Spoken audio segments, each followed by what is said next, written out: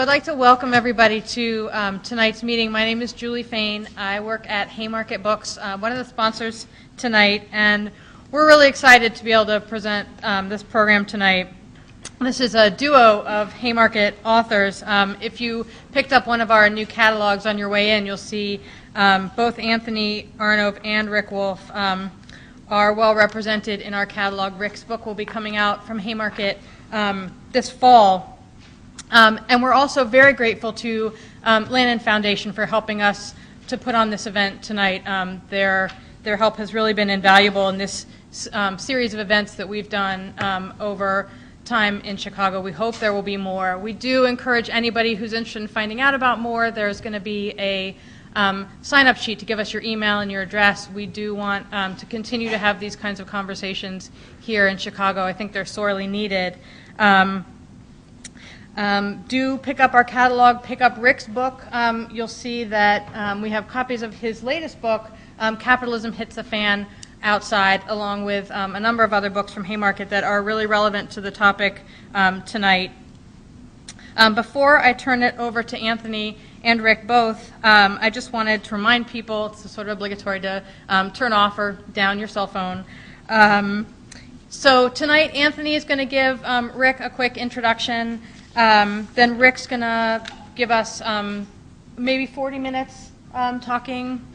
It's up to him to decide how long he wants to go. And then Anthony and Rick can have a bit of a conversation, and then we'll open it up to you all to ask questions, comments, anything from the floor. So we will have a chance for that at the end, so hold on to your questions. Anthony, just to let people know, is an editor at Haymarket. He is the author. The forthcoming book he has from Haymarket is a collection of never-before-published speeches by Howard Zinn, and that will be coming out in the fall. Anthony also co-produced and co-authored a book with Howard, Voices of a People's History of the United States. So I will hand it over to Anthony. Thank you.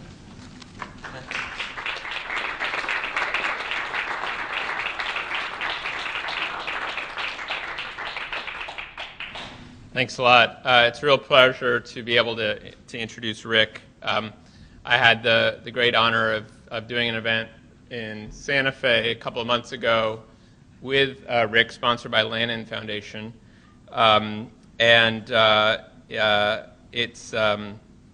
It's great to be here and able to do this event tonight in Chicago, thanks to the support of Lannan Foundation. Rick is an economist and a truth teller, and those are two things that almost never go together in the same sentence in any age, especially our own today. Most economists are what Karl Marx described in his day as the hired prize fighters for the ruling class. Their function is first to shore up ideas that will make the existing order seem natural, unalterable, no matter what the cost is for working people, for the environment, for the dispossessed, for the poor. Ideas such as the natural rate of unemployment, which you will hear discussed in economics classes and economics discussions, as if there was anything the least bit natural about unemployment. They are like Dr. Pangloss in Voltaire's Candide, assuring us that all is for the best in the best of all possible worlds. Their next function is to make economics seem as if it's a special preserve of experts, of Ivy League educated PhDs, and only if you've studied economics in an elite university can you possibly understand the way the economy works, let alone be part of discussions about how we might better organize economics and the society and construct a better economic system that meets human needs rather than leaving the vast majority of us behind, as capitalism does. But Rick Wolff cuts through all of this cant. In his columns for truthout.org, his posts on his excellent website, which I encourage you all to bookmark, which is rdwolf.com, in his talks, as you'll see tonight, in his online classes and his classes at the Brecht Forum in New York, for those of you who might have the opportunity to come and take any of those, in his radio program on Pacifica Radio, which is called Economic Update, which you can hear on WBAI. You can also hear online, podcast. There's links from Rick's website. in his teaching, in his academic work, and in his latest book, Capitalism Hits the Fan, which I can't encourage you strongly enough to buy. Rick lays out in plain terms how the economy really works, and he does so not as an objective, disinterested enterprise, but he does so with the aim of empowering us to intervene, to understand the economy better in order to change it. He explains how the economy doesn't work for most people, how crisis is built into the system, how capitalism is threatening the survival of the planet through its relentless focus on short-term profit at the expense of any considerations of environmental sustainability, how exploitation and greed are not a rational basis for organizing our lives, and how through our own struggle we can create a truly democratic, humane, cooperative alternative. And that is the subject of the forthcoming book he is working on now for Haymarket Books called Democracy at Work, in which I hope all of you will have an opportunity to hear him discuss further and will be able to read when Haymarket publishes it in the fall. Rick Wolff uses words not to obscure but to illuminate. And in helping us to understand the economy, he helps us better understand how we can shape and how we can change it. Please help me in welcoming Rick Wolff.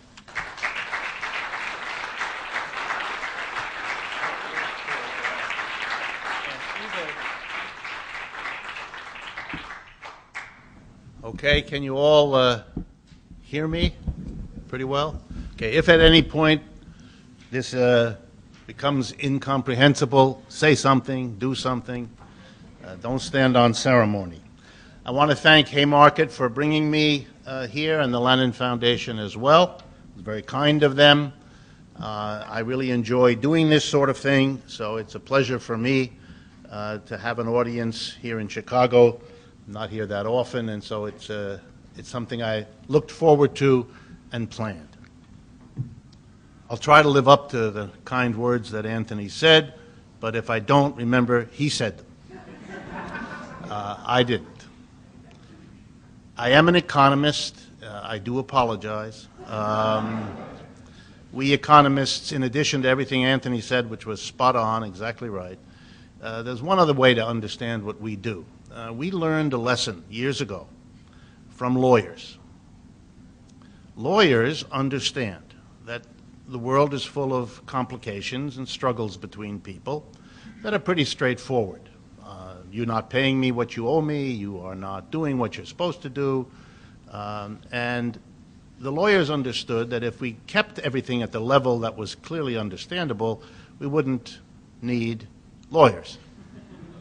So they began by translating fairly straightforward things into incomprehensible language, and then were able to come back to us as we tried to struggle with our problems and explain to us that we needed the law, and that meant we needed them to translate that language they had invented back into the simplicities with which we all began.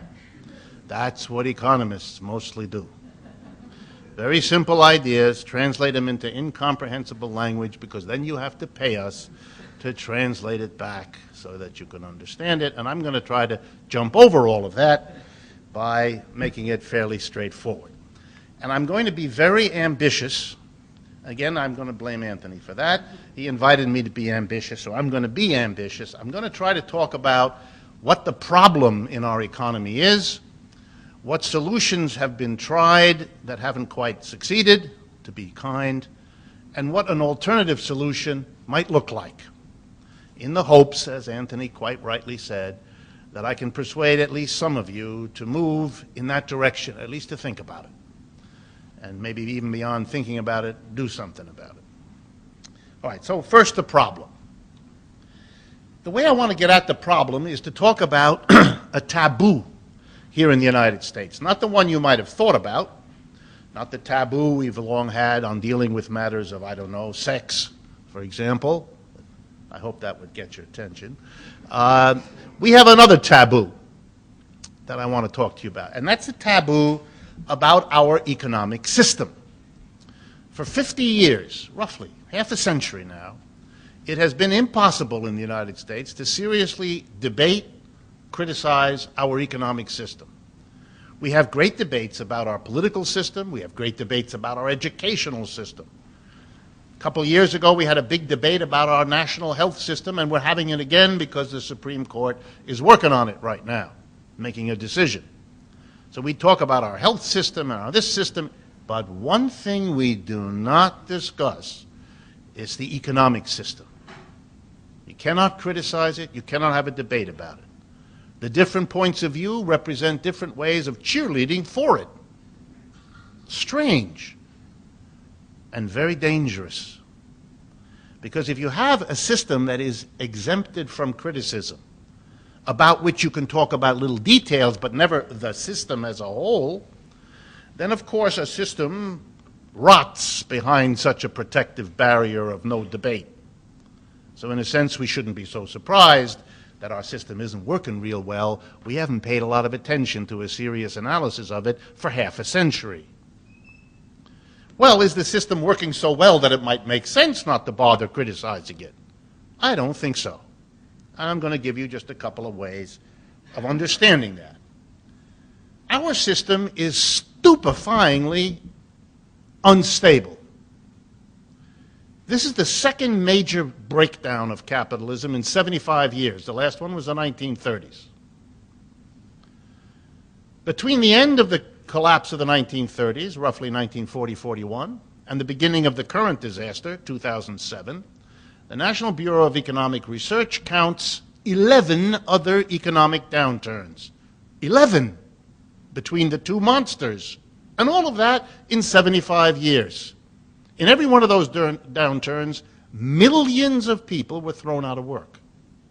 In every one of those downturns, vast amounts of product that could have transformed poor people's lives into decent lives were never produced because we allowed millions of people to sit side by side with huge portions of our productive capacity sitting idle, gathering rust and dust, rather than producing anything.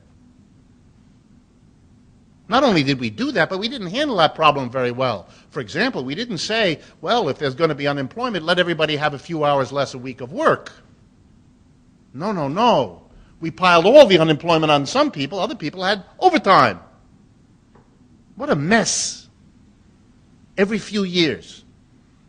For those of you who've heard this joke, I'm going to say it anyway. If you lived with a person as unstable as this economic system, you would have moved out long ago. But you live with this as if you have to. As if you had no choice. But you do. Why did those ups and downs, why did that instability happen? Well, here's an interesting thing. You know, instability exists before capitalism. In ancient societies, there were instabilities. But they usually were associated with something we can point to. Nature, a drought, a flood, too much heat, too little heat, soil fertility disasters, illnesses. We understood economics went up and down because nature is nature.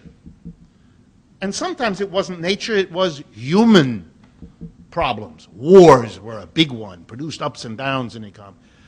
But there's no way to explain the last 75 years of chaotic instability of our society in terms of nature. There's no correlation there. Economists are very excited about correlation. No correlation there. No correlation with war. There really is only one conclusion. It's built into the system that it's unstable. So if you have an unstable system where the problem is in the system, but you have a society with a taboo on discussing the system, you've got a very bad combination. A society with real problems that cannot deal with them. And when you have that, as you have it in personal problems, a serious problem that you can't deal with, it usually makes your life worse. And so it is with capitalism. Let's see how that works. We have a big crisis now. Let's see what happens. Can we discuss it as a systemic problem? No. So what do we have instead? We have what I would call scapegoating. If you're a right-winger, you're angry at the government. This is a right-wing obsession, as you know. Anything goes wrong, it's the government. It's a wonderful arrangement for big business. Wonderful. Over the last 5 years of crisis, for example, The overwhelming majority of people who've been fired from their job have been fired by a private capitalist employer. And the overwhelming majority of people who've been thrown out of their home by foreclosure had the foreclosure process begun by a private capitalist bank. And who are the people angry at? The government. They leap right over the people who actually screwed them to blame someone else. If I were a corporate executive or a banker, I'd be very pleased with a system like this. I kick you, you get angry at somebody else. I kick you again, you get me more angry at them. This is wonderful. Why should I ever stop kicking you? So we have scapegoats, and the right wing is angry at the government. The right wing is angry at other scapegoats, too. The poor people, those people who took out the subprime mortgages that didn't have the money to pay for, it's those poor people. Or maybe it's immigrants, or foreigners, or terrorists, or Muslims, or who knows? Scapegoats. And the left, not to be outdone, no better able to understand system despite what it says, has its scapegoats. The bankers, the Federal Reserve, the big businessmen, or the government, ever there, only now in reverse. The government didn't regulate enough. The government didn't do enough. It's the whoa, everything else other than an analysis of the system. The problem is the system, the way we relate to one another in producing goods and services, in distributing them, in parceling out the income that our output enables us to have. Oh, no, no. We're not going to look at all those relationships. Taboo. We look for scapegoats. And it shows up not only in the way we think, looking for who the bad guys are, right-wing bad guys, left-wing bad guys, we beat each other up over who the real bad guy is. Left-wing newspapers say it's not the poor people. Right-wing newspapers say it is the poor people. And then we have long debates about whether it is or it isn't the poor people. This is bizarre. And it shows up in practice, too. No one kind of understands that it's a systemic problem. So when the government says, okay, we're going to bail out all the banks, okay. And we're going to stimulate the economy, okay. And we're going to help some poor people and unemployed, okay. Why not? It sort of helps. And if there's no systemic critique, then there needs to be no systemic response. Nobody is going to say, change the system, because that's a taboo. That's off the table. Can't be thought. That's the problem. The problem is an unstable capitalism. I'm not going to regale you, because I'm sure you don't need it, with all of the disasters that flow from an economic system that's so unstable.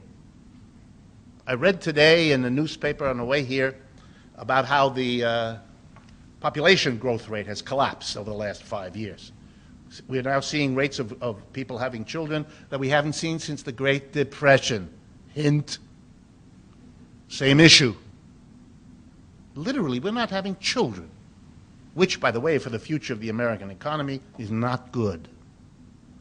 Not good.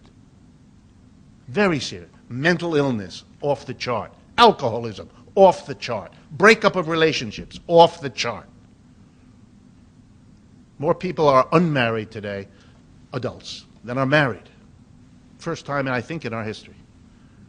So the signs and the costs of this will last for decades. Solutions. Let's talk about what solutions have been tried. The first one, and bear with me for a few minutes if I do some American history that some of you know and all of you should know, but my experience in audiences is that you don't know, and I'm not going to embarrass anyone by asking you to raise your hand if you knew what I was about to say. Okay? What happened in the last time we were in a crisis like this was a kind of solution. Here's what it was. We had this bizarre crash in 1929, and the economy really sank like a stone. By 1933, the unemployment rate officially 25%, 3 times what it is today. Had a president, a Democrat, replacing a Republican. Sound familiar? The Democrat was a centrist. Sound familiar? Came in on a balanced budget idea. Should sound real familiar. Name Roosevelt. But there was a difference.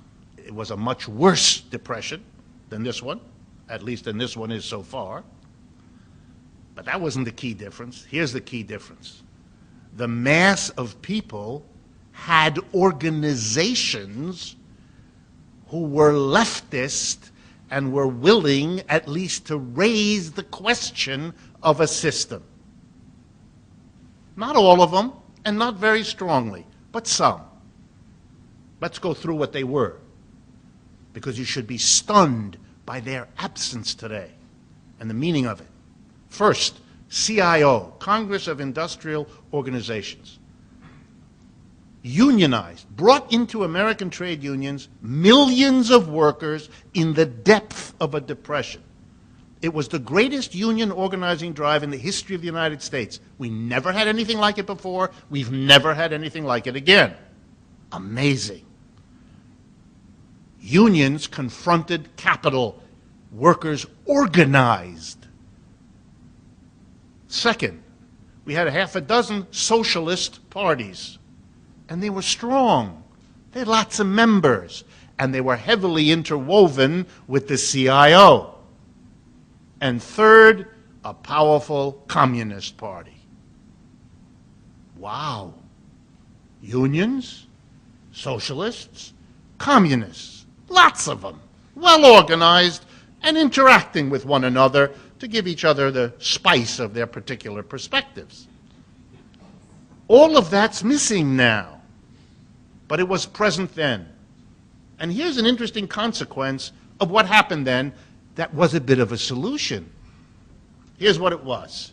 And again, to remind you, for those of you that don't know, depth of a depression, 3 times worse than today. So you can imagine that the government then, federal, state, local, was like today, impoverished. Unemployed people can't pay income tax. They're not earning anything. Unemployed people and their families can't buy things, so they don't pay a sales tax. Wherever you look, the revenue coming to the state, local, and federal governments was shrinking. We can't do anything. We can't keep the library open. We can't. Just like today. But there were those 3 organizations, the unions, the socialists, and the communists. And they began to say to the mass of people with a profound response, I'm going to use language freely now, this system sucks. Okay, this not working real well. That's why you are so poor. That's why your prospects are even worse. And your children, forget about it. And this frightened the people at the top, starting with Mr. Roosevelt, because they were organized and they were talking this stuff about the system. I mean, they were mainly concerned about getting food and shelter, but they were talking about the system. So Roosevelt did a remarkable thing. He went to his friends and associates. Roosevelt, as you know, comes from a very good family. He had ancestors who were presidents before him. So he knew all the heads of corporations and the rich people. He was one of them. They intermarry a lot. Then and now. And he said to them something stark. Basically, he said to his corporate friends and his rich people friends, I want you to give me a lot of your money. Like a real lot of it. And I'm going to do things that are going to save you. I'm going to take the money, I'm going to give it to all those poor people that you have been screwing by throwing them out of work. And they all looked at him as if he'd lost his mind. And then he explained, you better give me the money, because if you don't, those union people and the socialists and communists, they're going to come down the road and they're going to cut you a much worse deal. Half of them agreed with Mr. Roosevelt because they saw the people in the streets. They saw. Half of them never agreed with him. I'm going to come back to them in a minute. But half of them agreed. And with half of them, Roosevelt had what it took to go to the unions and the socialists and the communists and he'd say, I'm going to do things for you you never dreamed of on one condition. Stop talking about the system. Let it be. And the unions and the socialists and the communists, with some exceptions, agreed. a deal was done. And Mr. Roosevelt could then go on the radio and do some extraordinary things in the depths of the Depression. Number one, he created the Social Security system. In the middle of a Great Depression, when there was absolutely no money to do anything, he announced to every old person over 65, hello, this is the government, we're going to give you money for the rest of your life every month. I thought there was no money.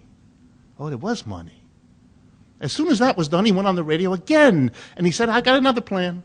It's called unemployment insurance. I'm going to go to the millions and millions of unemployed people, and I'm going to give you money every week for years. Whoa. And then, not to be outdone, because those were the two small programs, he went on the radio and he said, if the private sector either cannot or will not provide work, there's no alternative but for me to do it. And between 1934 and 1941, Roosevelt created and filled 12.5 million jobs. What do you mean there's no money? He knew where the money was, and that's exactly where the money is now. Do we have to have an austerity program here? Let's review. Depression is 3 times worse in the 30s. We create Social Security. 1/3 the Depression now, and the Republicans and Democrats are in Washington trying to figure out how to cut Social Security. What starker opposition could you imagine? That was thought to be a solution. Notice a solution that never questioned the system. And by not doing so, as I'm going to show you now, they destroyed themselves. Remember the half of the rich people and corporations Roosevelt did not convince. They went to work from the day those things were passed, Social Security, unemployment insurance, public jobs, to undo all of that. You know, for a large corporation, this whole thing was a problem. By the way, I can see from some of your faces, how did he get the money from the people? Let me make sure you all understand that. And let me give you the most dramatic moment of it all. The most dramatic moment happens in 1942. You remember those as years of war. Much more interesting was what happened in Congress. In 1942, President Roosevelt sent a message to Congress proposing new legislation. And the proposal he made was the following. I want to propose a new top income tax rate for the richest Americans, for everyone earning over $25,000 a year. The proposed tax rate was 100%. Let me make sure you understand what I just said. If you earn more than $25,000 a year in 1942, you will not earn more than $25,000 a year, because every dollar over $25,000 you get, you're going to have to send to Washington, or else you go to jail. That was the proposal of the president. The Republican Party, then as now, went ballistic. That's a normal condition for them. And they went ballistic, and they got half the Democrats to go along with them. That's another normal condition. And they forced a compromise on the president. He didn't get 100%. He got 94%. Every dollar over $25,000 that you earned in 1942, you gave 94 cents to Washington. You got to keep 6. I didn't make this up. I wouldn't have had the imagination. That's how it was paid for. He taxed the rich. Big time. Let me give you the other dimension. Same year, 1942-43. The federal government in this country relies on income taxes. That's how it gets the overwhelming bulk of its money. It taxes the income of individuals, and it taxes the income of businesses. In 1943, for every dollar that was taxed from individuals, $1.50 was raised by taxing profits of enterprise. What is the relationship today? For every dollar of tax the government gets from individuals, corporations are required to pay 25 cents. The top income tax bracket in the middle 40s, 94%. What is the top income tax bracket today? 35%. Do you understand? The rich paid for the kind of solution Roosevelt was able to produce. And then they went to work to undo it, which is why the numbers look the way I just described them to you. And how did that work? Simple. For corporations, high taxes are a problem to get around. Government regulation is a problem to get around. Taxes on rich executives is a problem to get around. They want to overcome those problems. That's what they learn in business school, is your job. Go and find the problems and fix them. So they did. And how were they able to do that? They realized that the taxes are determined by the politicians. You give them enough time, these corporate people, they figure it out. They're slow, but they get there. So they needed to control the political arrangement. But the need to do it and the desire to do it are not enough. You have to have the resources to do it. And here's the punchline. Nothing that ever happened in the Great Depression took the resources away from the people who dispose of them. And who are they? The major shareholders and the boards of directors. Roosevelt never changed that. And the deal he struck with the communists, socialists, and unionists didn't require it. So the corporate sector took the incentive to undo the New Deal, took the resources that they still gathered into their hands because they're the ones who get the profits that labor produces, and they used the profits to undo the New Deal, which was the problem that they faced. The last capstone was a law, a regulation passed in the depths of the Depression called the Banking Act, 1933. It prohibited banks from using the deposits that individuals and companies put in them to make risky investments. Oh, I know, I'm an economist. We teach that that's what banks do. They are the prudent lenders whom we give our trust to. That's why they're called trust companies. Trust to, so that they take the deposits and act as our agent. And if you believe that, I will sell you several bridges that cross the East River in New York for a very good price. Anyway, they had really done such a miserable job that the Congress passed a law which said you cannot be a depository institution, you cannot receive deposits and make risky investments. You have to separate a commercial bank from an investment bank, it's called. And they went to work to undo that.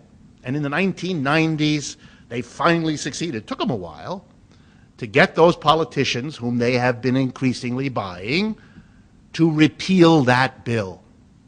And one day in 1999, with great fanfare, the bill that repealed that act was taken to the President of the United States, and with that wonderful smile he has, Bill Clinton signed it. 8 years later, the banks collapsed for the same reason. Well, we laugh, but we are the victims of this lunacy. We didn't change the system. We left the corporations just the way they were. The mass of people come in and do the work. The board of directors collects the surplus or the profit, and then together with the major shareholders, they decide what to do. That's how we run the system, and we're surprised when they run it in a way that they have always run it, because this instability of capitalism is built into that system. What's the point of mobilizing millions of people to get a tax change or to get a regulation if you leave intact the system that you know will undo it? The only difference if we react to this crisis with new regulations and new taxes, which is what the left in America, such as it is, proposes most of the time, the only difference will be after half a century of practice, the corporations will be much quicker in getting rid of them than they were last time. I'm serious. What then is, yes, thank you. What then is a solution? Well, I'm not going to propose to you a solution that's a good idea. I mean, I have good ideas, I think, and I could do that, but I don't want to waste your time. I'm going to propose to you a solution which comes out of this history as the only way to go, at least the only way that I can think of. But before I do it, I want to talk to you about another solution that didn't work out. More controversial, but I want to put it on the table. There is classical socialism and classical communism, societies that went in a different direction. Soviet Union, People's Republic of China, and so on. What about them? What did they do? They did two very interesting things. One, they took the property away from private owners, and they socialized or nationalized it. And the second thing they did was they suppressed markets and put above the market the planning of what was to be done, how you mix resources with people to produce outputs. But the interesting thing is that they didn't change the relationship in the production unit, did they? They got rid of the private capitalist board of directors. Unlike our system, it isn't a handful of major shareholders that select who the board of directors is. Board of directors typically 15 people. Major shareholders, another 15 people. They make all decisions. That's how private capitalism works. They didn't do that.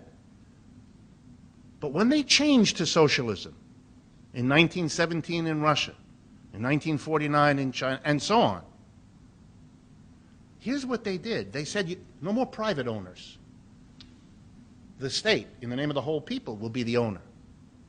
Interesting. And we're going to have planning. Interesting. But we are not going to say to each enterprise, to each workplace, the workers there are in fact now going to become also the decision makers, that they didn't do. In Russia, for example, they had something called the Council of Ministers, a state official group that got into their hands the profits, the way boards of directors do. Interesting. They too didn't change the system. Not in terms of the relationships of production, not at work, not in production, not in the production and distribution of the surplus, which, for those of you who study Marx, is what capital is all about. Interesting. And what happened to that solution? Gee, about the same thing that happened to Roosevelt's solution. It got undone over the last 40 years. So that in those countries, increasingly, the socialized property has gone back to the private, and the planning has given way to the market. Just like the Social Security system is being cut, and not only don't we have a federal employment program, we live in a society that doesn't even discuss it. Amazing. What then is the conclusion that I draw from all of this? I think it's the only one that flows out of this. Here's the problem. You cannot continue to leave the decisions about what is done in the enterprise to the people who now make it. They have shown us what they will do. They periodically spin out of control with speculations that collapse the system. If you impose rules, regulations, and taxes on them to try to make them pay, they use their wealth to undo them. Okay, then the inference we would have to draw would run like this. Deprive them of the opportunity to do this again, because having shown us that they're going to do it, it becomes our mistake if we run this game again. How would you do that? Well, it's not complicated. We change the organization of production. The workers, the majority, who do the work, enterprise by enterprise, have to become their own board of directors. No more private ownership, no more stock market, no more major shareholder, no more major shareholders electing a board of directors. That's over. Thank you very much. It's been a nice couple of centuries. Goodbye. Here's a new arrangement. Monday to Thursday, you come to work and you do your particular function in the enterprise. On Friday, you come to work. Maybe it's one of those dress-down Fridays, and you can wear sloppy overalls and a funny hat and bring a frisbee and be high as a kite, or whatever it is you do for enjoyment. And you sit around all day and you have meetings in which you decide what to produce, how to produce, where to produce, and what to do with the profits. You are your own board of directors. Now let's very quickly, and this is my conclusion, talk about what that might work like, what it might look like. Because I want you to think about it. Not only because it's a good idea, but because it comes out of our history. If we don't do this, we are condemning ourselves, our fellow citizens, and our children to this same boring and destructive rehash of a system that is chronically unstable. But let's go. First, if the mass of workers are making the decisions, they are not going to be using their profits to undo the kinds of social legislation that a president like Roosevelt did, because they're the beneficiaries of it. So they're not going to go to work using the profits of enterprise to undo it. That would make no sense. They're the ones that are benefiting by all of this, by a governmental pension system, by an unemployment insurance system, by the government as an employer of last resort so that nobody has to worry about a job. These are things they'll all understand. They'll all support. How do we know that? Because they always have. That's not a hard one to figure out. Next, some that are a bit more fun. Let's think about what the workers would do if they're the ones who make the decisions. What do you think would be the likelihood they'd move the plant to China? No, I'm very serious. Are they going to do this? No. They're not going to destroy their lives, lose their jobs, disrupt their families, destroy the community. They're not going to, I don't know, make a Detroit. They're not going to do it. For very obvious reasons. Why should they? Why should they do this? They won't do it.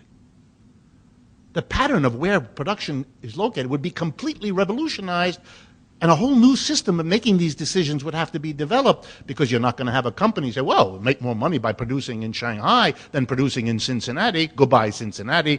Drop dead. We're going to Shanghai. That's not going to happen. Oh, this is getting more interesting.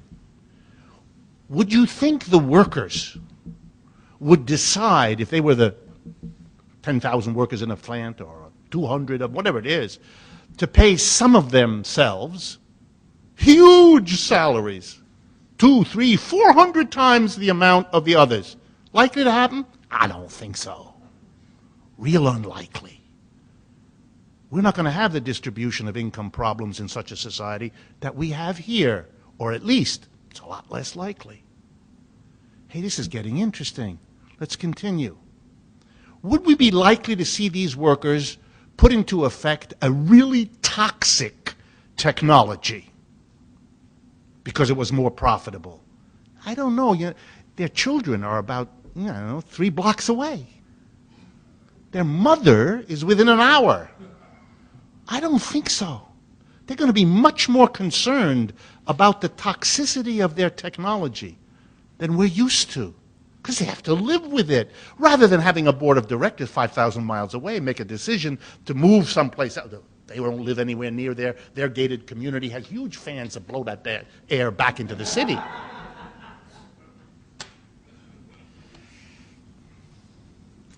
In the 1970s, after a century and a half, American real wages stopped rising. Some of you know this story because I tell it a lot.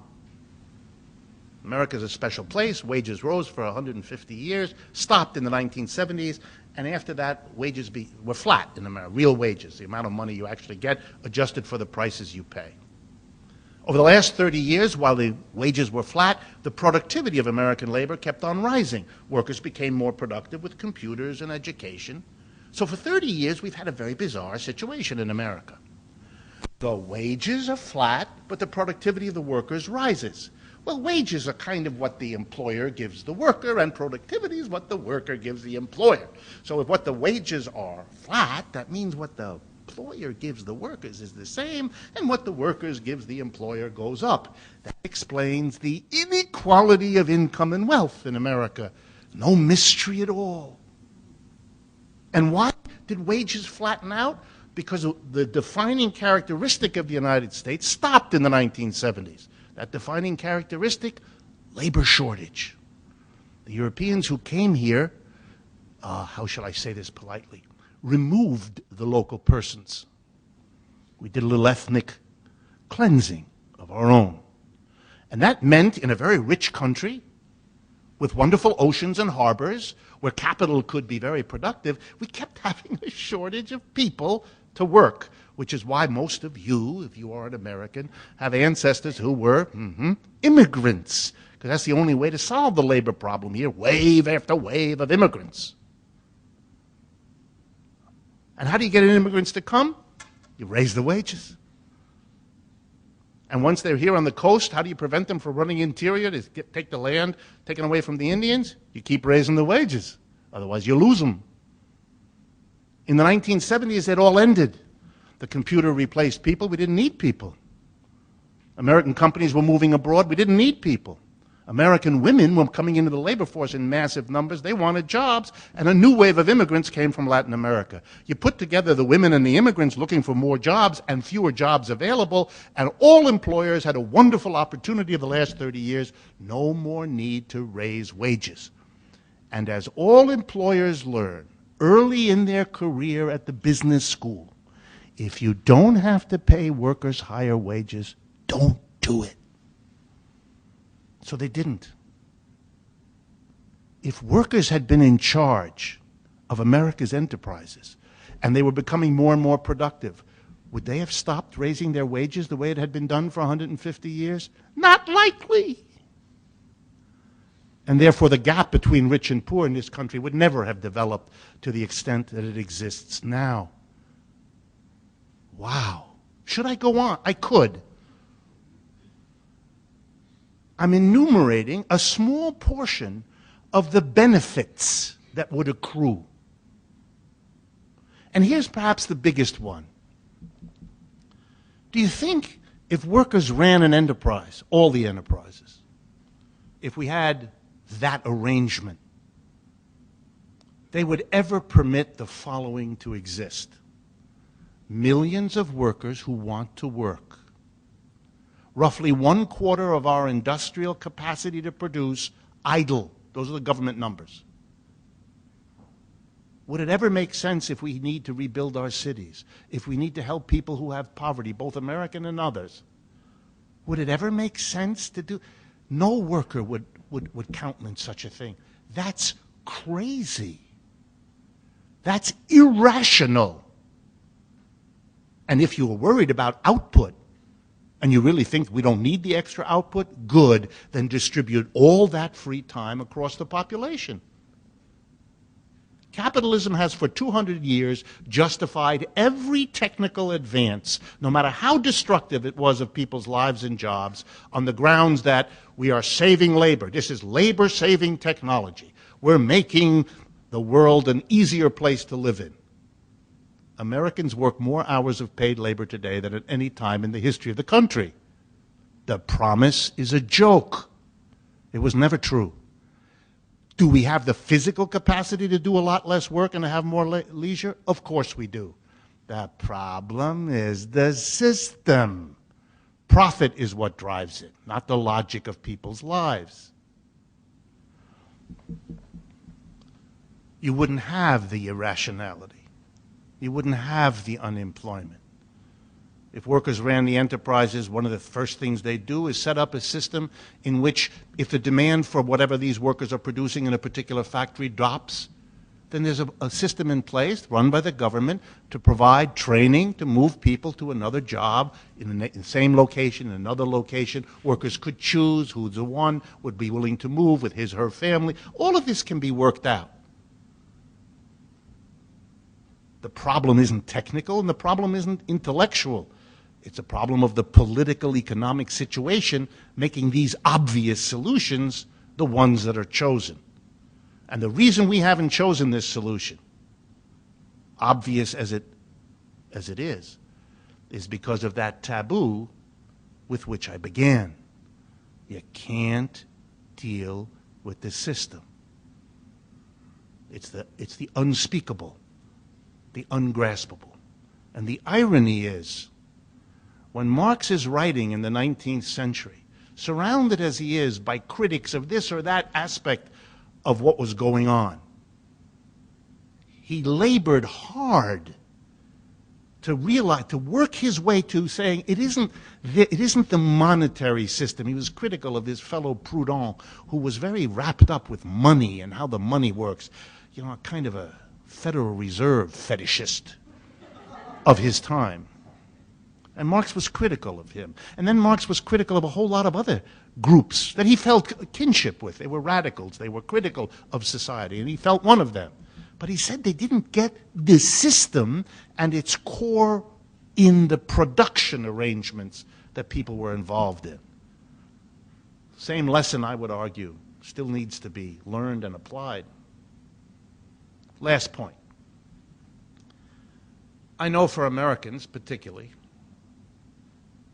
it's hard to think about such a change. It seems too much to hope for, too utopian, who knows. I hope I've given you some reason to think we don't have any other option. It's actually the only practical way. If we don't do this, we're condemning ourselves to repeat what we just... If we work now to get not just the Dodd-Frank bill, but a better one, to raise taxes on the rich, which I go around the country arguing for. But if that's what we do without changing the system,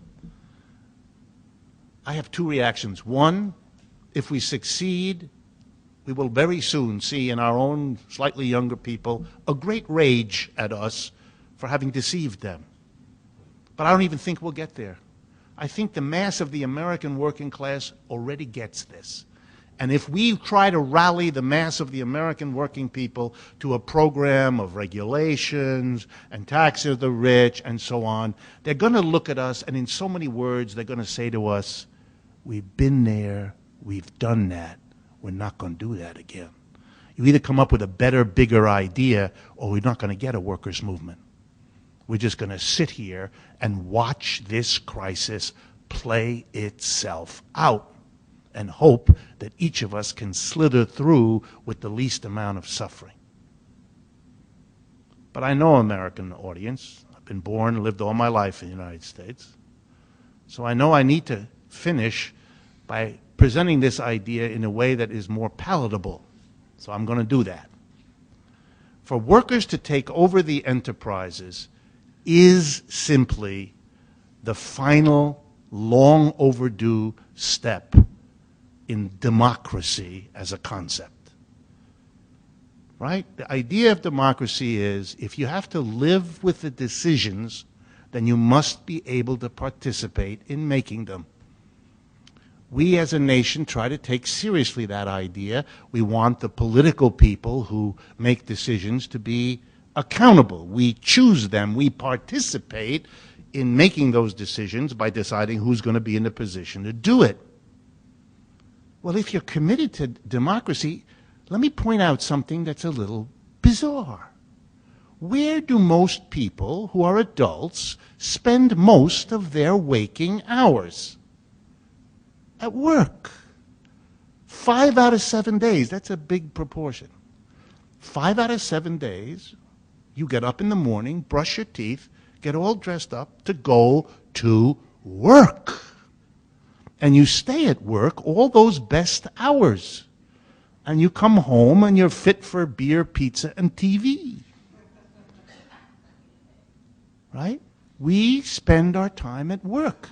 If democracy is a basic value of the system, how came it to be that we exempted the place and the situation where we spend most of our lives?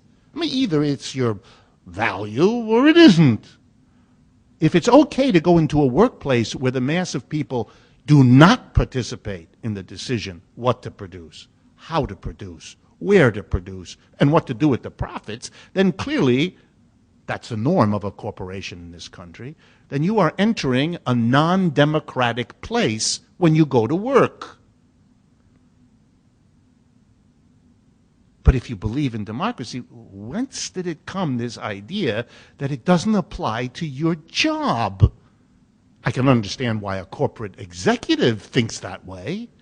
I can see the logic for a stockholder not to be disturbed by this bizarre notion that democracy doesn't apply where you spend most of your life.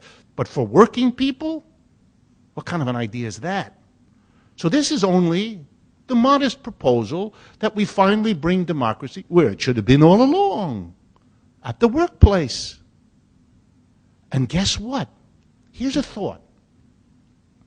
Maybe one of the reasons Americans don't take seriously the political democracy that they have is because they're not used to it. They don't have that opportunity at the job. The job trains them to be an order taker, not an order maker. And here's an even better thought. Maybe if people became used to having real control on the job, they'd be a lot less willing to cede that to crummy politicians in the neighborhood either.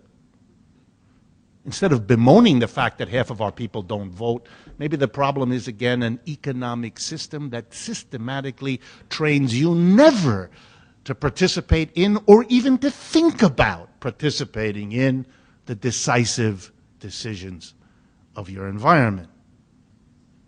Have I given you some reasons to think this might be a better way to organize a society? Come on. Come on. You know I have. And I only have done that, and I've only done that because I've used the materials that are familiar to you. If I didn't, I wouldn't have your attention, even to the extent that I do.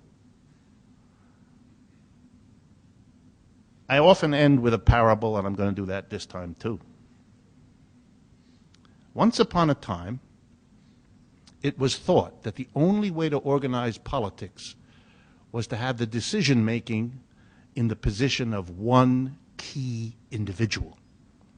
We called him or her king or queen or czar or emperor or kaiser. We're rich in a vocabulary for these jerks. And we thought we needed them. We did.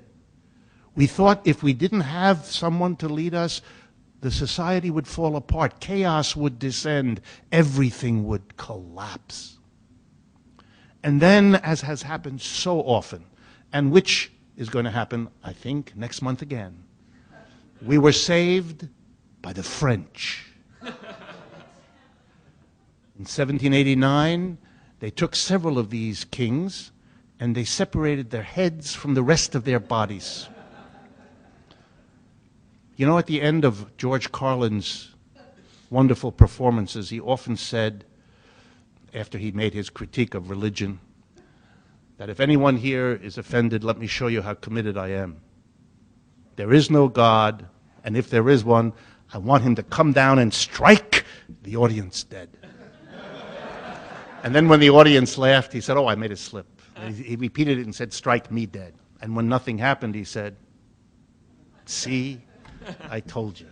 And the French, when they cut off the heads of Louis, whatever number he had, his number was up. He was finished, and France did not disappear, and chaos didn't reign. We even made a virtue out of killing kings. We celebrated. We wouldn't have one here, we said. Likewise, oh, by the way, the reference to the French, I can see from some of your friends. There's going to be a race for president, an election for president of France next month, in April. All the polls in France indicate, all the polls, that the next president of France will not be Nicolas Sarkozy, who will be defeated. And he will be defeated by the head of the French Socialist Party, Monsieur Hollande. Only in the France would you have the leader of the country named after another country. Very complicated. And even more interesting is the unified party of the left, which is much to the left of Mr. Sarkozy, a party which wants to let you know what its position is, so it's called the Left Front, Front de Gauche in French. Just when just went higher in the polls than the right-wing fascist party of Marie Le Pen. So that's also a big moment in French society of a movement to the left. And in case you're wondering, 2 weeks ago at a press conference, Mr. Hollande, François Hollande, stunned all of France by answering reporters' question as to what he would do differently from Mr. Sarkozy, and he said, remember what I said to you about the Great Depression and Mr. Roosevelt? He said, austerity is a disaster. The first thing I will do after I'm elected is raise the income tax rate on the richest French people from the current 40% to 75%. His polls went up in the week after he made that comment, and he is now scheduled to win this election and perhaps have to make a government together with the Front de Gauche to run that society. And that will be the first break of a major European country from the austerity that has been running from Ireland to Greece to Spain to Italy and all the rest. Very important. The French, amazing people. Wonderful food and killing off right-wing craziness. The second and final parable. Once upon a time it was thought that when young people get to be the age when they get interested in sex, and it's time to have a mate, the way that has to be arranged is by the parents. Your parents have to go find a suitable mate for you by consulting and negotiating with the other parents of such a mate. The idea that you yourself would go around sampling was thought unbelievable. You're too young, you have no experience, you don't know what life is about, your hormones are out of control, you with them. Can't be done. Well, most of you would not allow, I hope, your parents to make this decision for you, and the world has not disintegrated as a result. Point. If the enterprises of this world were run by the workers in them, it would have no more of the disastrous consequences that occurred to you as I was talking than were the consequences of getting rid of the king or not letting your parents decide who you're going to marry. It takes an act of will to understand things could be different. And we've been brought to this understanding by a system that has been out of control, irrational, wasteful, but has erected around itself an unspeakable taboo in which you can't discuss it, you can't see it. It even has, as Anthony said at the beginning, quoting Marx, its high priests and priestesses, of which a few are in the room, the professional economists, who teach us all to think of capitalism as literally the opposite. A place of equilibrium. This instability is described with the concept of equilibrium. We teach in economics classes that we have an automatic tendency to go to equilibrium. Then we teach that it is, you ready? Efficient. And then finally, you're not going to believe this, stable. If you believe this, you've missed the world in which you live. Economics, as I promised at the beginning, is not all that complicated. If what I've said to you is understandable, I'm here to tell you that's all economics has to contribute. And I can prove it because I actually have a PhD in economics. And as all Americans know, if you have a PhD, you must have been sitting on your ass a long time. Thank you very much.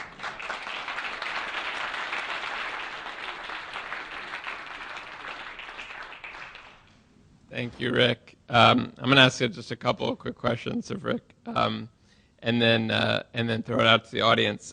Just very quickly, I'll take the opportunity, though, to plug two books that I was thinking of as you were speaking. They're both by Irving Bernstein, who's a very interesting historian who wrote about the period that you were writing about of labor upheaval and economic crisis in the 20s and 30s. And Haymarket Books has just put out new editions of these books with introductions by Francis Fox Piven.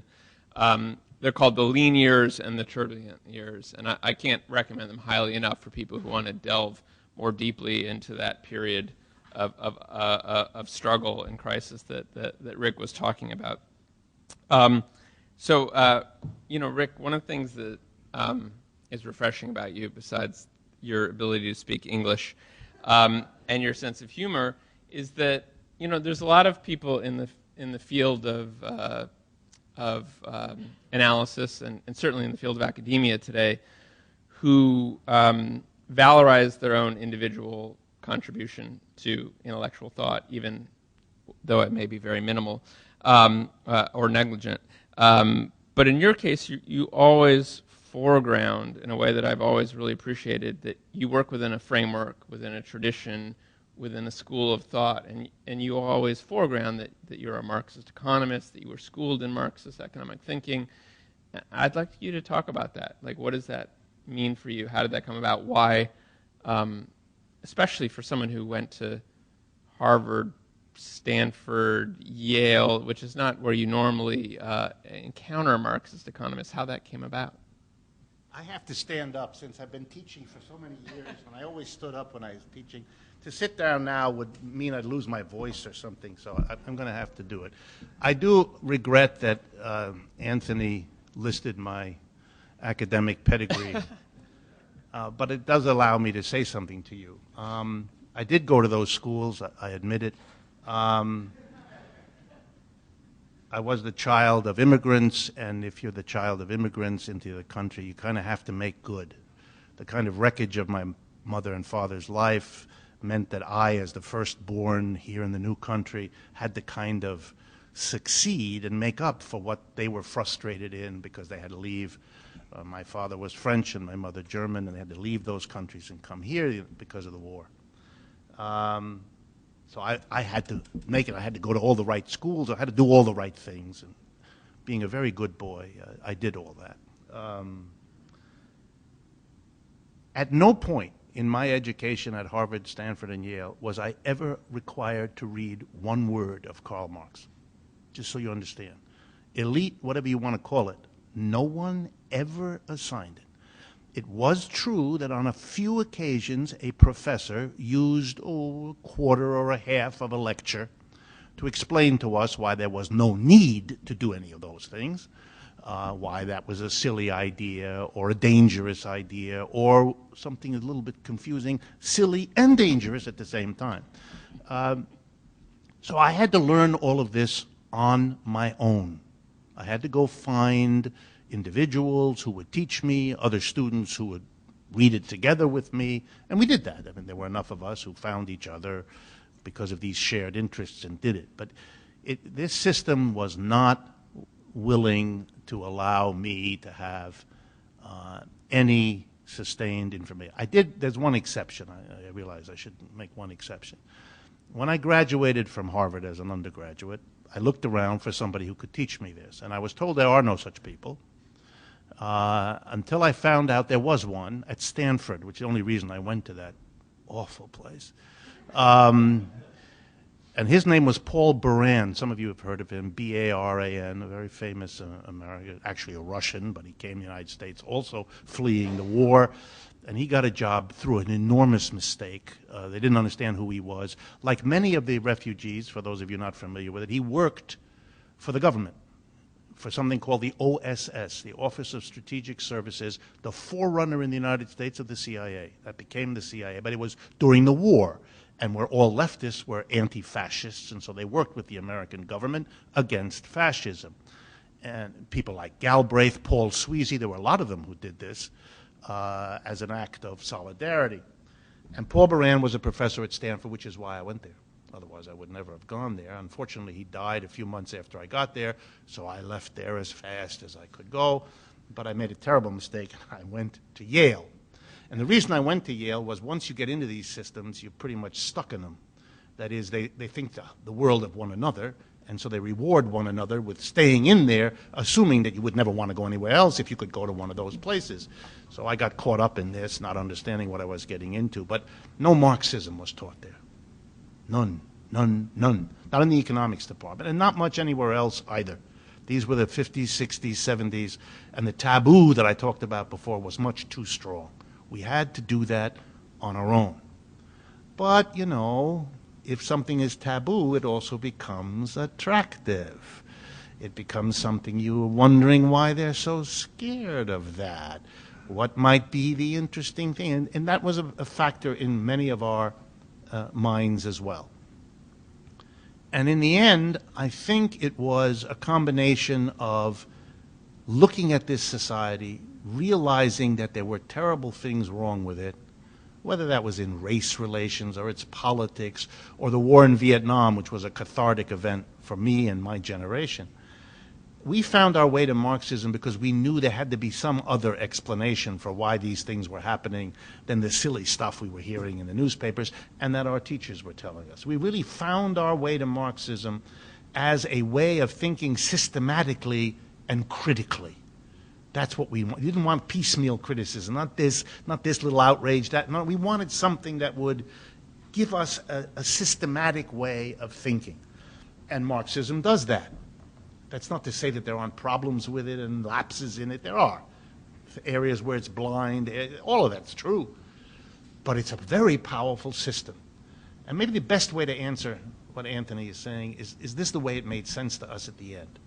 If you wanted to understand a family, lived down the street from you, mother, father, let's say, and a couple of kids, and you happen to know that one of the children thought that this was the greatest family, she felt so lucky that she was in this wonderful mommy and daddy, and the other kid thought they had landed in the greatest dysfunctional disaster ever made.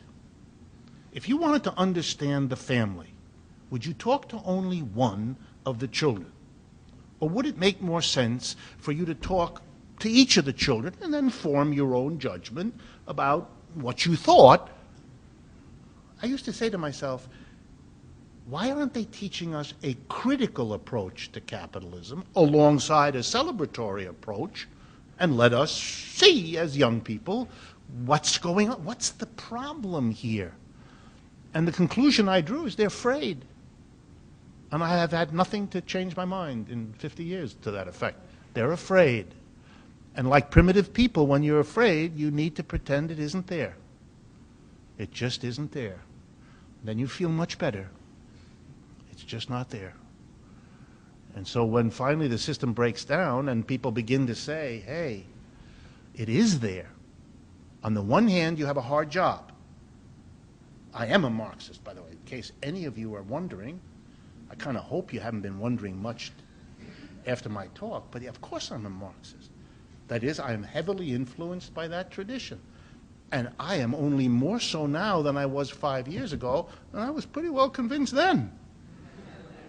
So I'm not apologizing for it. What's the point? I'm glad that I learned what we call neoclassical and Keynesian economics, the dominant schools, but I'm even more glad that I learned a critical school, and I can draw on these and learn from them and put them together in interesting ways. But you're not going to frighten me out of being interested in a critical perspective. Shame on those of you, of course not in this audience, but elsewhere, who would have been part or parcel of a program to exclude a critical perspective. Marxism begins in the mind of an exile called Karl Marx, can't live in his home country of Germany, has been exiled from 4 countries, lands in London, lives most of his adult life in London, writes books, gives speeches. Here we are, only 125 years after he dies, and Marxist movements, trade unions, political parties, intellectual groups exist and prosper in every country on the face of this earth. You ever wanted evidence that there's an idea or a set of ideas that strikes a chord in people? There's it. If those of us in America can't face it, this is not a problem for the rest of the world. And increasingly, it's not a problem here either.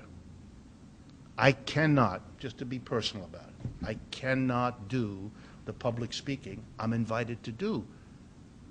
I can't do the radio and television appearances I'm invited to do. There are too many of them. So if anyone tells you in America today, 5 years ago was very different. Everything has changed. But now it's not that a left-wing or even a Marxist perspective can't move forward because the society is unwilling. We could say that for a long time. We can't say that anymore. In America today, it's up to us. The opportunity is here.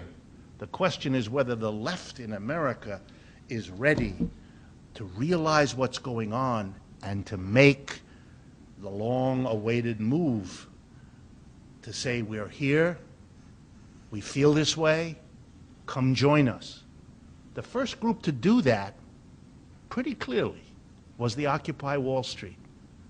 And in 3 months, they were able to get most polls across America to say that a majority of Americans sympathized with their objectives. That's only possible because the basis for that had been built in the previous 30 years. It's up to us.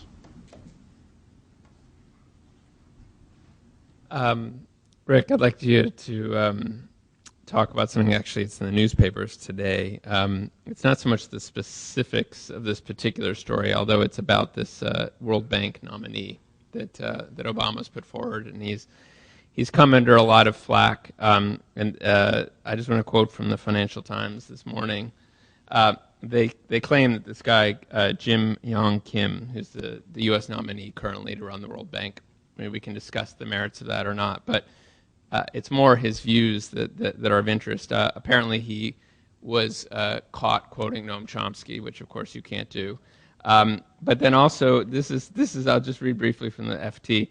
Dr. Kim's book contains several inflammatory lines. For example, the introduction, this is a book called Dying for Growth that was put out in 2000, quite a long time ago, I think by Common Courage Press, small independent press. For example, in the introduction of the book, co-authored with 2 other academics, he points out, quote, the studies in this book present evidence that the quest for growth in GDP and corporate profits has in fact worsened the lives of millions of women and men. And this is considered inflammatory. I'd like you to talk about how the press continues to cover these economic issues, and also about the kind of the cult of growth, the cult of the profit system that persists despite the failures that you so clearly described. Sure. Best way I can think of to get this is to do a parallel. Every day, practically, or certainly every 2 or 3 days, in newspapers like the New York Times or the Wall Street Journal or the Washington Post, you will read a story about some country, a major, minor country, in which the words capitalism and socialism arise in some way. And here's what the story will then say. Country X is capitalist, and here's why. It has private ownership of the means of production and uses markets. Whereas this other country is socialist because it has socialized property and planning. Notice, neither one uses the organization of production. I mean, I just spent an entire 45 minutes talking to you about the issue of the organization of production and explaining how it's rooted in Marx's work. And whatever else you think about Marx, no other tradition outside the Marxian tradition has produced anything like the accumulated theoretical and practical experience in fighting against capitalism. Whether you like it or not, that's the name of the tradition. That overwhelms everything. So if you're going to use a term like socialism and capitalism and the difference, you might want to make some reference to this question. Never. Socialism is planning and socialized property. Capitalism is markets and private property. No conversation about it's as if an alternative organization of production is unthinkable, doesn't exist. It's as if no one has ever talked about it. Thousands of people have talked about it. People are talking about it now. The New York Times, the Wall Street, does not deal, it's not there. 2 weeks ago in New York City, some of you I'm sure were there, we had something, I work on this thing called the Left Forum. Once a year, usually in March or April, we have a huge conference in New York City inviting left-wing academics and left-wing activists. Okay, it's in New York City. It takes over an entire university because it's so big. This year we had about 4,800 people come to this event. That's a sizable event. We take the entirety of something called Pace University, which is located across the street from New York City Hall. So it's a very well-known center. We had people from all over the world. We had 442 panels over 3 days, 1,200 speakers. The major newspapers said nothing. What event? What happened? 50 people had a brawl in Brooklyn. That got in the newspaper. But 4,700 at Pace University, leftists in America today, not worth talking about. You all know how Occupy Wall Street was dealt with in the first few weeks before it became an issue. It wasn't there. I think what you see is a long-term pattern in which the media are usually complicit. It's unfair to say that they should be different. I mean, they are what they are, and they are now part of the big business community. But I'm not surprised that the right wing, which is looking for something to get angry at Mr. Obama about, can go and have some graduate student search the writings of whoever is nominated to try to find something and then to represent it as inflammatory. I can assure you that there are literally hundreds, probably thousands of articles in all the economic journals, even the conservative ones, that have raised questions about whether rising GNP is the equivalent of a rising standard of living or rising welfare or rising utility, to use the language that economics likes. This is not a new idea. It's just an opportunity for the newspaper to beat a drum. All of that has to be pushed aside in this country in order to open this space. But again, I want to assert everything that's happening to people like me, and I'm not the only one, indicates that the audiences for this in this country now are greater than they have been in half a century. The kind of reception I'm getting, way better than what I did in the 1960s, and I was active in the 1960s. So don't look back at that as the golden age. It isn't. The golden age is right now, right here. Things are possible now that were not before. Left-wing movements, one last point, left-wing movements in the last 40, 50 years, whether they've been focused on issues of feminism or anti-racism or whatever they were, immigration rights, gay marriage, whatever, were always split, and usually badly, when the left wing within them wanted to link whatever that issue was with larger questions of capitalism and inequality of wealth. They were told this will endanger our movement. It'll mean we can't realize the particular thing we're working on. And I understand those were real concerns, and they fought that out. What's very new is that Occupy Wall Street put that economic you versus us, we and them, in stark economic terms, right in the forefront. Capitalism is everywhere discussable as such. I'm able to entitle my books in ways that were unthinkable. When I wrote that book, the publisher was anxious about the proposed title. To say capitalism hits the fan suggests what capitalism might be compared to. And this was thought to be too daring, and a focus group was set up. And the focus group came back and said, that's a very attractive title. Otherwise, it wouldn't be called that. When I wrote my doctoral dissertation at Yale, I came to my professors and I said, here's my thing. It's called The Economics of Colonialism. And my professors, who liked me, explained to me, just as in Anthony's question, I can't use that. They will not pass my dissertation. They will not give me the PhD. Because the economics of colonialism is a value-laden term. That's a kind of polite way of saying inflammatory. So if you go and look up in Yale in my year, the title of my dissertation is Economic Aspects of British Foreign Policy, instead of the economics of colonialism. That's the kind of fights you have to have until you break through this kind of ideological barrier. Good question about the profit. I use the word very loosely, partly because I don't want to get into the difficulty of distinguishing Marx's idea of surplus from the conventional accounting term profit. Capitalists live in a world of profit. For them, what they pay to the workers who produce something and what they pay to their lawyers on retainer are all costs. And they look at them all as money they have to spend, and all they're interested in is what's the revenue, what's left from the revenue I get after I pay all these costs, and they call that profit. That's a very different category, conceptually and theoretically, from what Marx calls surplus. And if I had the time and if you had the interest, I'd love to explain to you what that's about and what it means. The concept of surplus, as Marx develops it, is banned in bourgeois economics. It doesn't exist.